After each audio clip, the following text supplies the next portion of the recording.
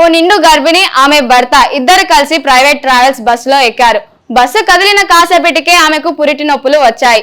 Sleeper సీట్లు కావడంతో అక్కడే ఆమె ప్రసవించింది.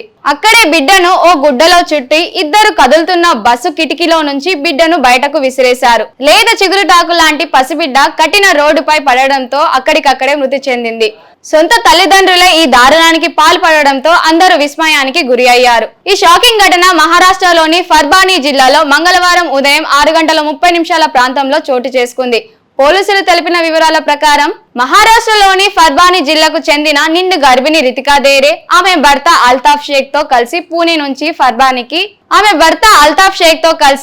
నుంచి ఫర్బానీకి స్లీపర్ కోచ్ బస్సులో ప్రయాణిస్తుంది. సంత్ ప్రయాగ్ ట్రావెల్స్ బస్సులో స్లీపర్ కోచ్ లో ఈ జంట ప్రయాణిస్తుంది. అయితే మార్గం మధ్యలో బస్సులోని రితికాకు ప్రసవ నొప్పులు వచ్చాయి. అక్కడే ఆమె మగబిడ్డకు జన్మనిచ్చింది. అక్కడే ఆ బిడ్డను ఓ గుడ్డలో చుట్టి బస్సు కిటికీలో నుంచి రోడ్డుపైకి విసిరేశారు. ఈ సంఘటన మంగళవారం ఉదయం 6:30 ప్రాంతంలో పత్రిసేలు రోడ్డు మార్గంలో జరిగింది. బస్సు కిటికీలో నుంచి గుడ్డతో చుట్టబడిన ఏదో వస్తువు విసిరేయబడటాన్ని గమనించిన ఓ ప్రయాణికుడు వెంటనే అధికారులకు సమాచారం అందించడంతో ఈ విషయం వెలుగులోకి వచ్చింది. వాహనం నుండి ఏదో పడవేయబడటం చూసిన బస్ డ్రైవర్ బస్సును రోడ్డు పక్కన ఆపి ఆ జంటను ప్రశ్నించాడు. తన భార్య మోషన్ సిక్నెస్ కారణంగా వాంతులు చేసుకుందని డ్రైవర్ కు అల్తాఫ్ షేక్ చెప్పాడు.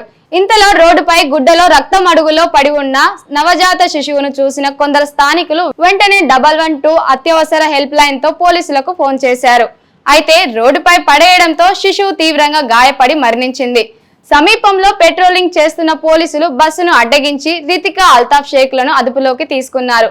విచారణలో బిడ్డను పెంచలేకనే వదిలించుకోవడానికి కిటికీలో నుంచి రోడ్డుపైకి విసిరేసినట్లు ఆ జంట నేరం అంగీకరించారు. రితికా అల్తాఫ్ షేక్ ఇద్దరు ఫర్బానీకి చెందిన వారిగా పోలీసులు గుర్తించారు. వీరికి వివాహం జరిగినట్లు చెప్పుకున్నప్పటికీ వారి సంబంధాన్ని నిర్ధారించడానికి వారి వద్ద ఎటువంటి పత్రాలు లభ్యం కాలేదు.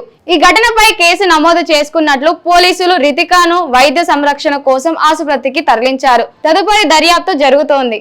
షేర్ చేయండి, లైక్ చేయండి, సబ్స్క్రైబ్ చేయండి. మరిన్ని వీడియోల కోసం బెల్ సింబల్ పై క్లిక్ చేయండి.